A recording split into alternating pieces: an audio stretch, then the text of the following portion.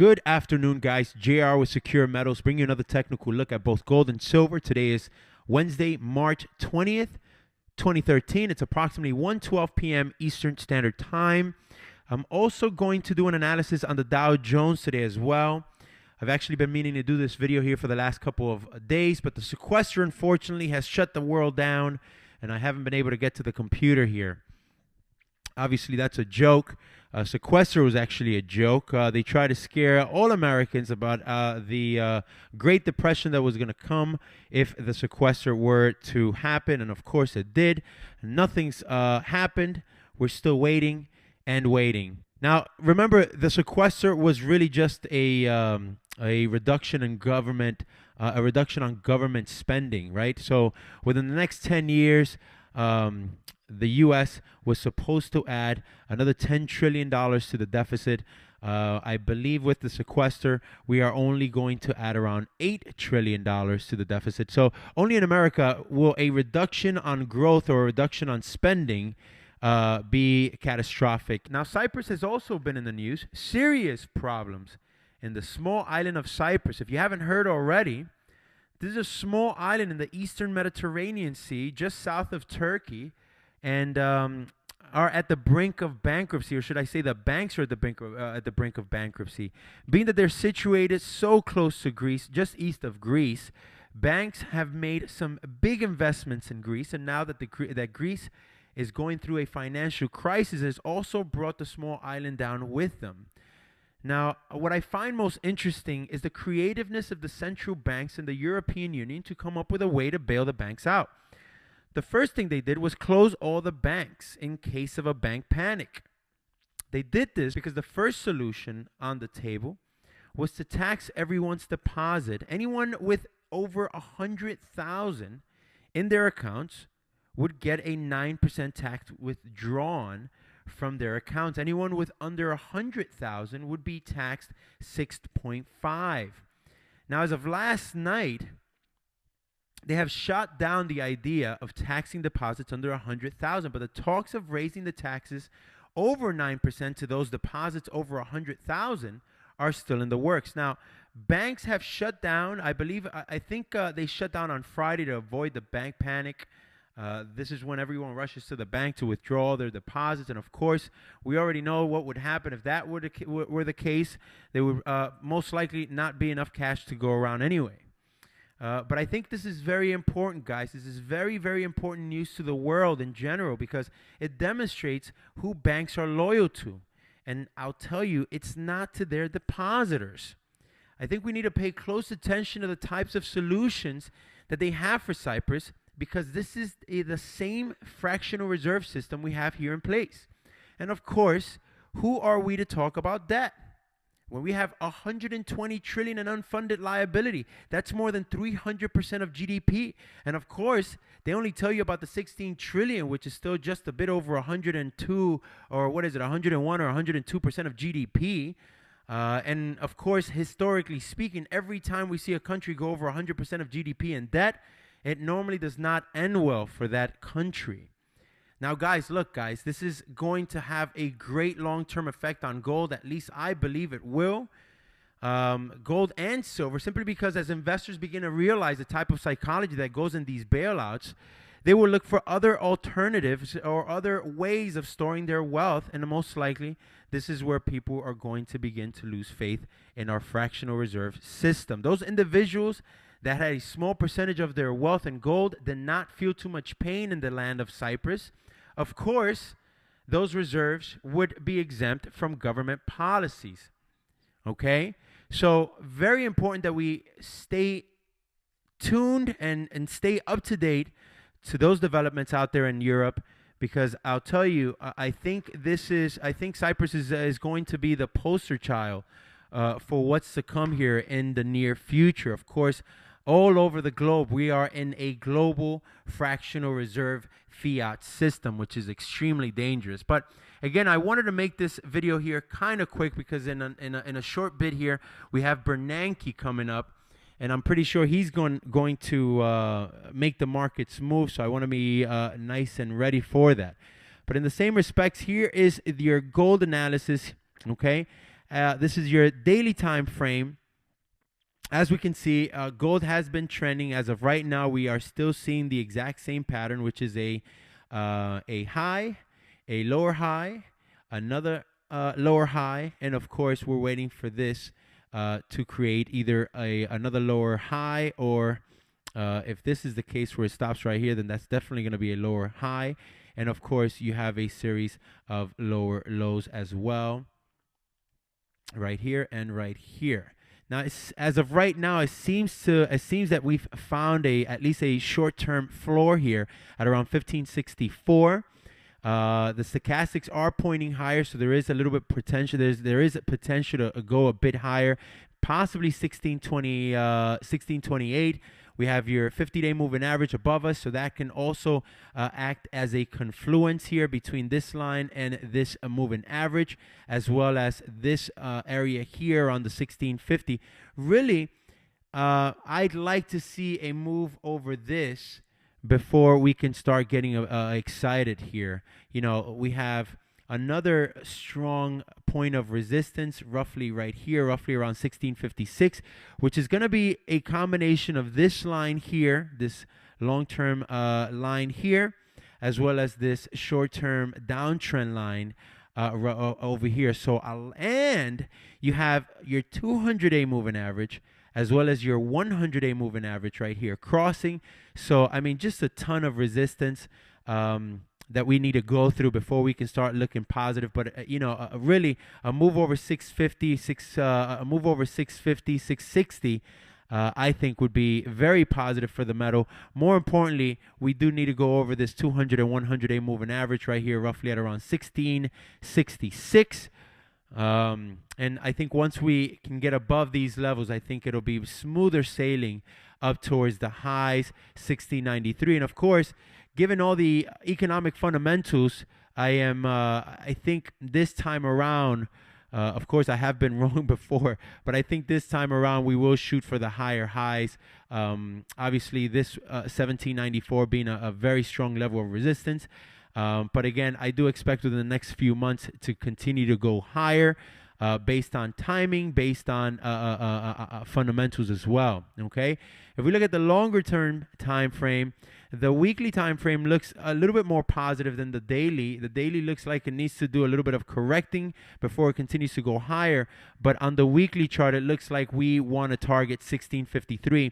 Now remember, on the daily chart, we also had this line at around 1650. So again, just really a confluence, just really a lot of resistance here. On this chart here, we have your 100-day moving average, 50-day moving average, 20-day moving average, as well as this line here at around 1650, 1647. So again, just a lot of resistance that we do need to go over before we can start getting excited. But I am confident that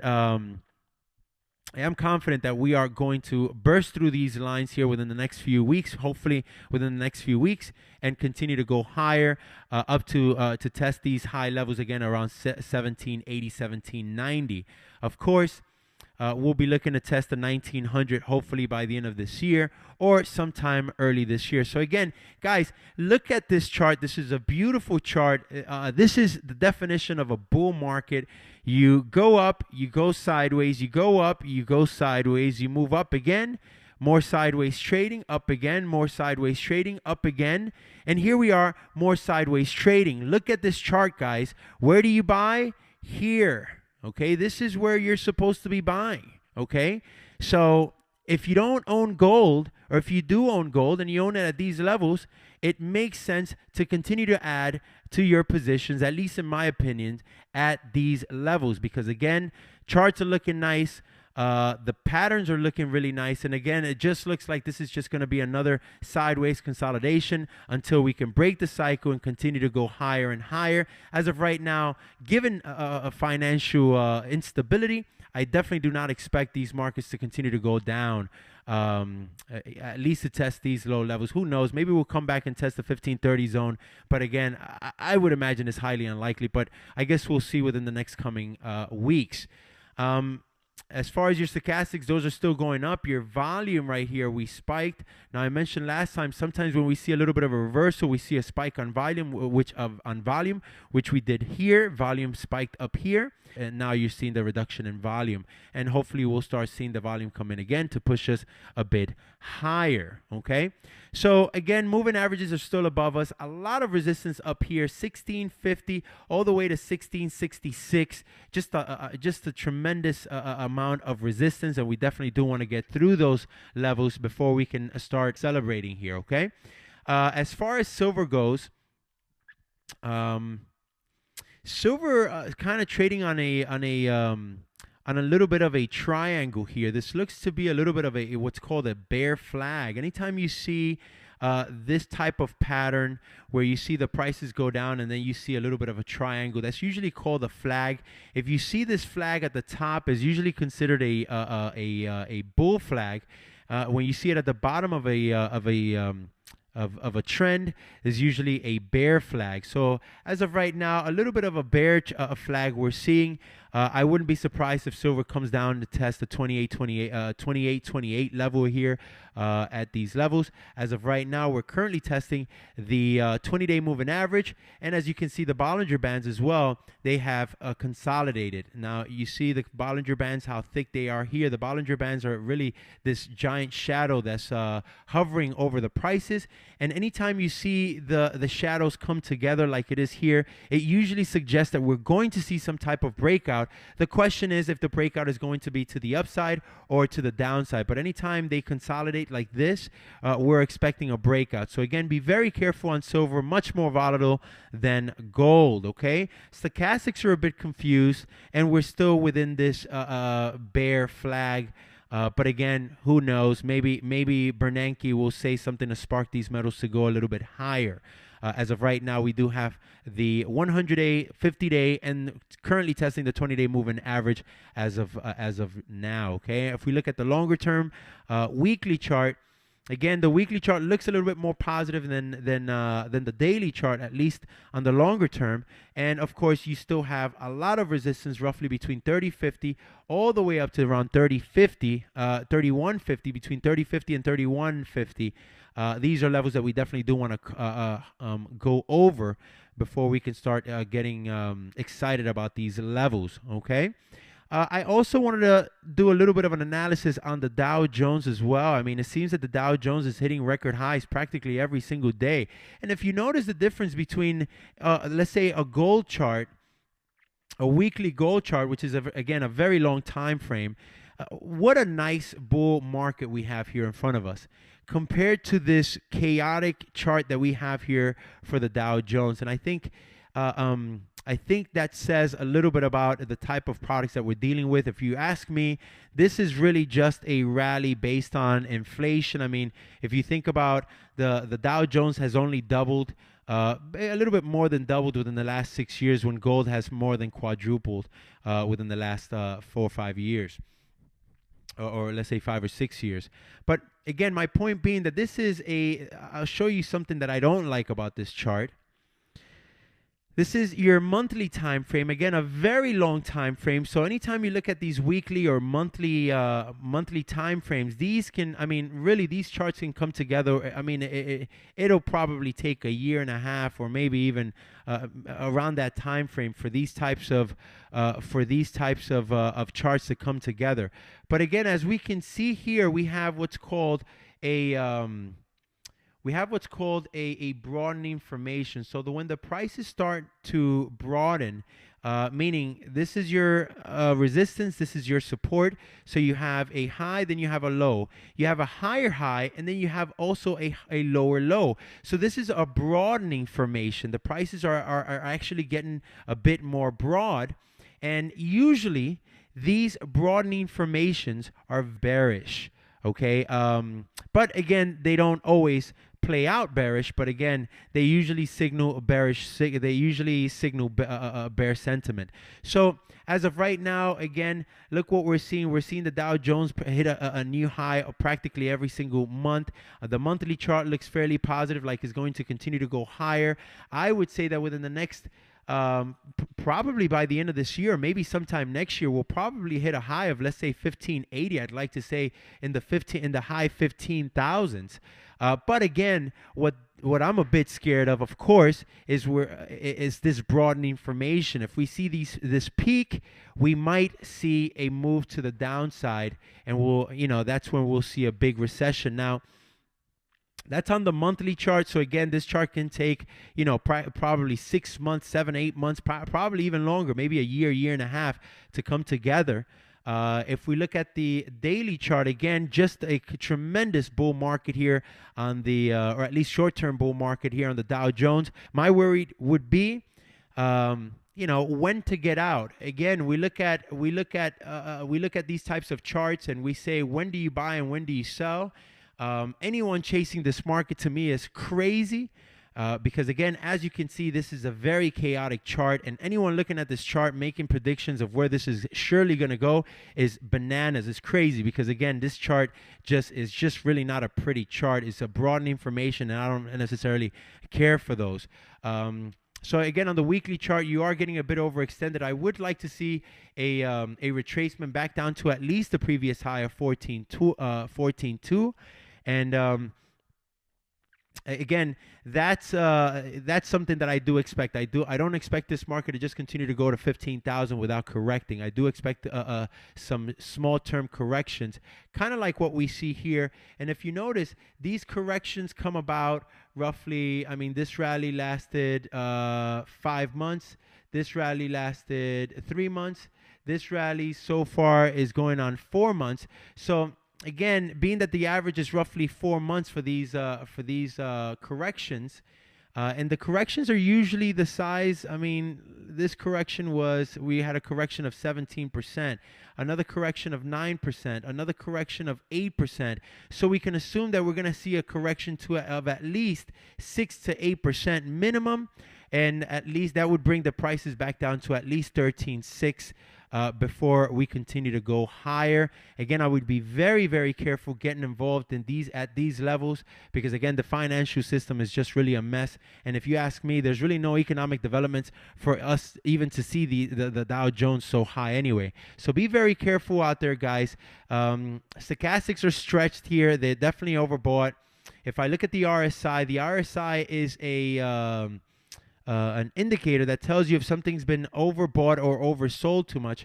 As we can see here, we have been oversold a few times here in the past. Back in 2004, we were oversold, and the RSI was at a whopping 76.6. Back in 2011, we saw 77.6, and currently we are at 73.58. So again, lots of room for more upside. But again, I would just be very careful, because again, if we look at the monthly chart, what are we seeing here? We're seeing highs and we're seeing lows. And you definitely don't want to buy at the highs, and you definitely don't want to sell at the lows. You want to sell at the highs, and you want to buy at the lows. I personally think that we're going to see a major shift in the market here within the next coming months.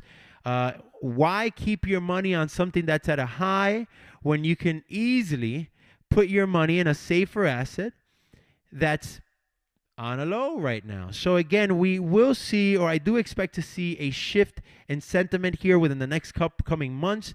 And of course, I definitely do see a lot of interest coming into the precious metals market, being that the metals are at a low and the Dow is at a high. So again, guys, that's about it for the analysis. Time to go. Gotta go. I have to wait for Bernanke to speak, and hopefully he will. Hopefully he's going to say that he's going to free up the markets and allow interest rates to come naturally instead of him setting them. But I doubt that's going to be the case. But at any rate, hope you enjoy the video, guys, and we will see you next time. Bye bye.